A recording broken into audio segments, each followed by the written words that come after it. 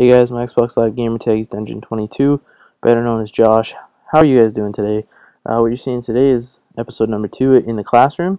It's a series where I teach you guys, give you some tips and tricks on how to become a better Slayer and how to advance your gameplay.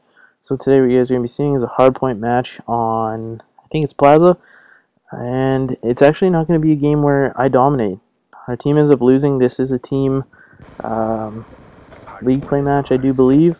And you guys are going to notice I started about the halfway point. The reason I did that is because this is kind of where we fail. This is where the two mistakes are that we have. And, you know, we're up 20 points, and we just make a couple of crucial mistakes. So the first one's actually here. And what this, really is they just controlled Dubstep Room the whole time. We didn't really make any good plays. We kind of just fed them some kills and didn't play very smart. There's definitely some things that we could have done differently to set up differently, position ourselves differently, move around the map differently, and just, make better plays. And that's what I want to teach you guys with this series is, look at some of the gameplays that I've had and give you guys some reasons to improve or give you guys some tips to improve. Because like I said, no one's perfect. I never have the best game. I don't always have the best games. I do have some pretty good ones. I don't always have the best ones. So I'm going to try to show you guys one of the games that I don't play so well in. Because generally I will show you games that I do play well in. So that's the end of that hard point. What I'm going to show you is just a heat map of that hard point. So this is actually just before it transitions into Dubstep Room. You're going to see I got two guys set up, one in Debo and one pressuring the last hard point. Great setup. They did great. We've got a couple seconds left. We've got three guys around the old hard point. First mistake we had was right there. That was just stupid. We should have tried to change it up a little bit, have some sort of pressure on the hard point, because now, as soon as it flips, they've probably got 3 or 4 seconds on it before we even have pressure. So now they've got 3 or 4 guys just set up right on the hard point, waiting for us to come in.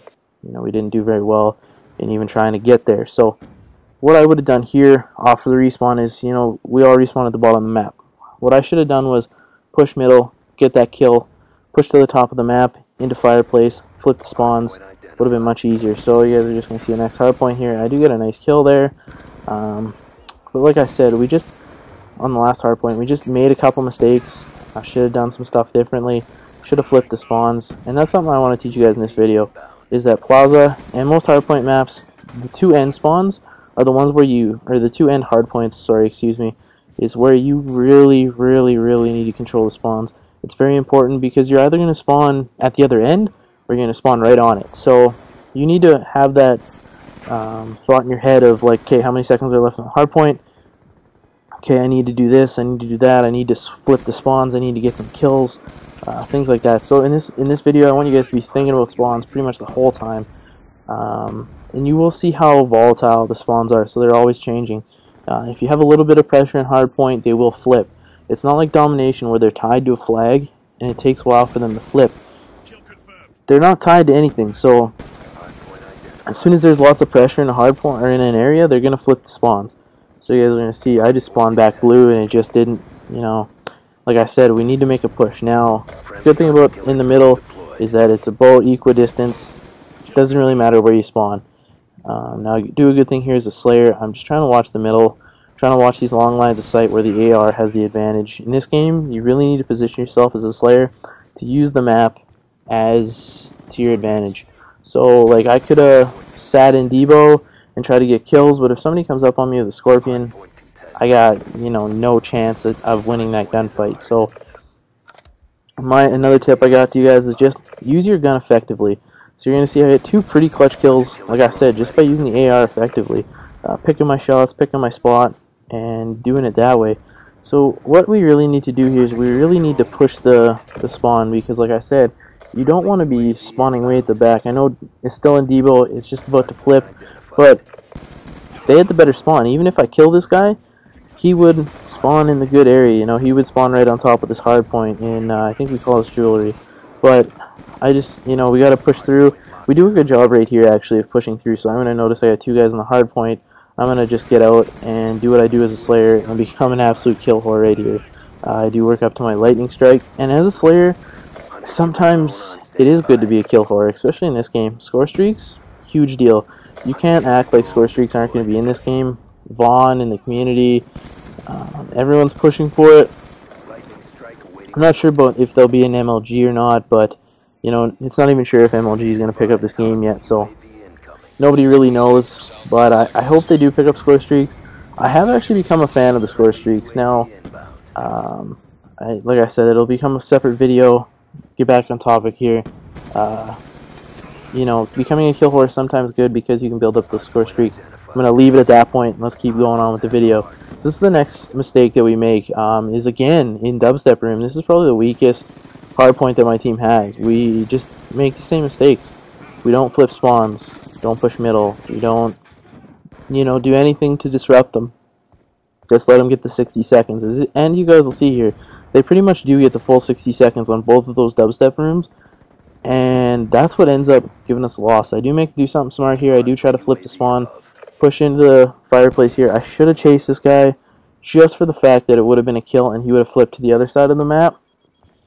You know, because of the way my team's positioned. And it would have given my players a better spawn. So that was an error.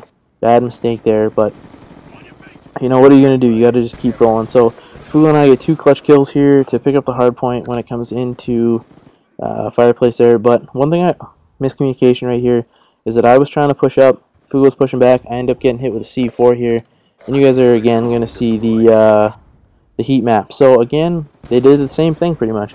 They set up in middle from Debo, pushed over to dubstep. We did a little bit better this time. We had 1 guy pushed over, but again, we get caught with our pants down. We got 3 guys sitting in the old hard point for 10 seconds. It's not worth the full 60 that they're going to get out of holding that dubstep room. So if there's one thing you guys can take away from this, is think about the next hard point. Push to the next hard point. Play it smarter than we did in this gameplay. Want to set up better. And, you know, if there's 10 or 12 seconds left, even sometimes, you know, 15 or 20 seconds, don't be afraid to have 1 guy on the hard point, because those 10 to 15 seconds are not worth the full 60 that they're getting just by sitting on this hard point. I don't even know if we really contest it that much. Yeah, it's going to just go back to the hard point here again. So you're going to actually see now scores 225 to 206. And there's only about 40 seconds left. So as a team, we're in desperation mode, you know, like we're get some kills, get some kills, get some kills. Let's try to win this game. But, you know, we don't do it. Come up with a loss. You know, it was a good game though.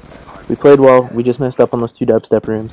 So guys, I'd really like it if you left in the comments down below what you've thought of this kind of in the classroom, where I show you guys a game that I lost, something that we could have done better as a team and I could have done better as myself. If you guys like this a little bit more than games where it's just me dominating, just because in the last one I did play very well, showed you how I played well. You guys let me know in the comments, but don't forget to like and subscribe, guys. It really helps me out. Thanks a lot, guys. My name's Dungeon, and I'm out. Peace. It's gonna hurt the bottom line.